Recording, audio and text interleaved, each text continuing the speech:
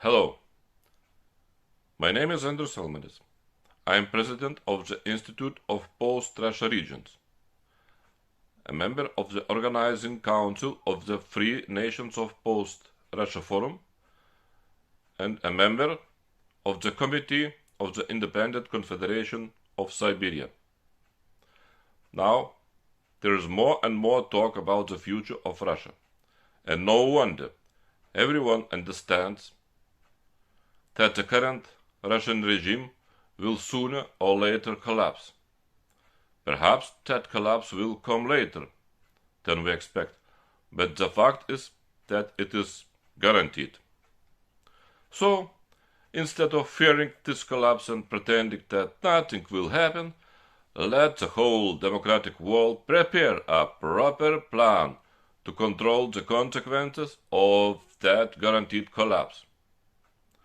The Forum of Free Post-Russian Nations, which has been active since May last year, has a number of suggestions on how to prepare concretely for this guaranteed collapse of the Russian regime.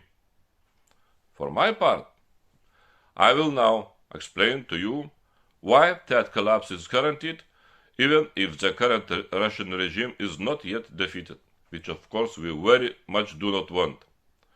There are four options for Russia's future development, but all of them have the same ending: collapse of the Russian regime and the Russian Federation, and the guaranteed establishment of new states. One option is the best, three other options are worse. Option 1. The best option. The best option, the shortest way, with the least loss, is maximum support from the democratic world for the regions and the new states. In this case, Russia's military defeat will be followed by the guaranteed collapse of the Kremlin regime, then followed by the guaranteed strengthening of centrifugal forces. The regions, or some regions, will become independent states.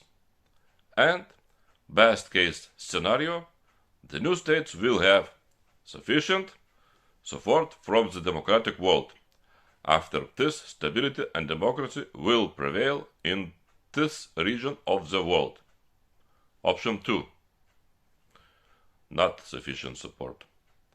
The new states will not get sufficient support from the democratic world. Most of them after will become authoritarian, and as a result, reanimation of the empire is guaranteed.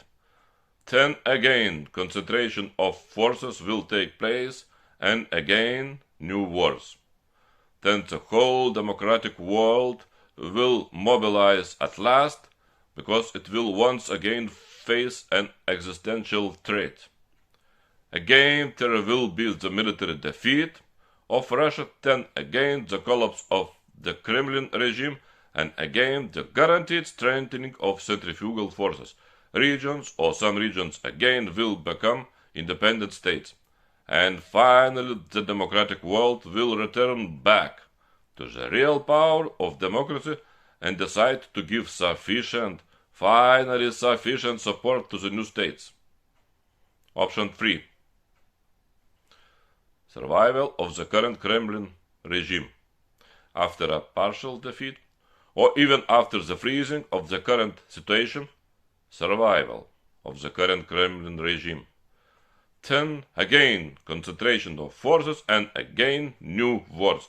And then finally military defeat of Russia, then the collapse of the Kremlin regime, and then strengthening of centrifugal forces, and then regions, or some regions, will become independent states. New states will receive sufficient support from the democratic world. Stability and democracy will prevail in this world region. Option 4. Option of united democratic Russia. Option of united democratic, or rather semi or even pseudo-democratic Russia.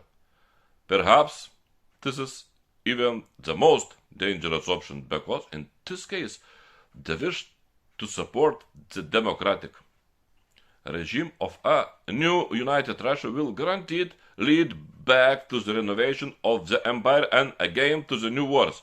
Why? It is simple. After the military defeat of Russia, there will be the collapse of the current Kremlin regime, then will appear a united semi-democratic Russia, and after that the guaranteed fall back to the empire and back to the new wars. You will say, this renovation of empire does not have to happen, but do you remember? What was the end of Yeltsin's Russia? Does the world want to repeat same mistakes again and again? So, in order to avoid the same circle and guaranteed new wars and a huge number of victims, the democratic world must prepare right now for the guaranteed collapse of the current Russian regime and the establishment of new states.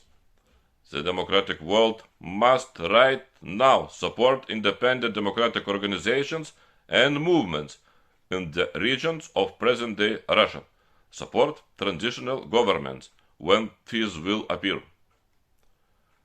After the guaranteed crash of the current Russian regime, 1. Direct relations with the regions, especially with those that seek independence and democracy. 2. Plan for the democratization of regions and future states. 3.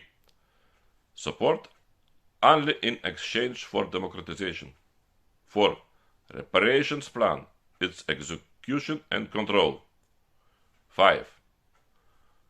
Constant control over the implementation of the post-Russian reconstruction plan. 6.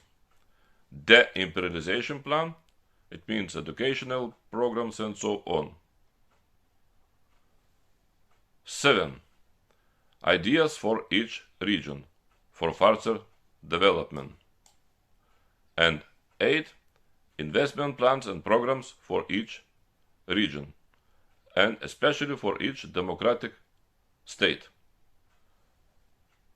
For your and our freedom. Thank you.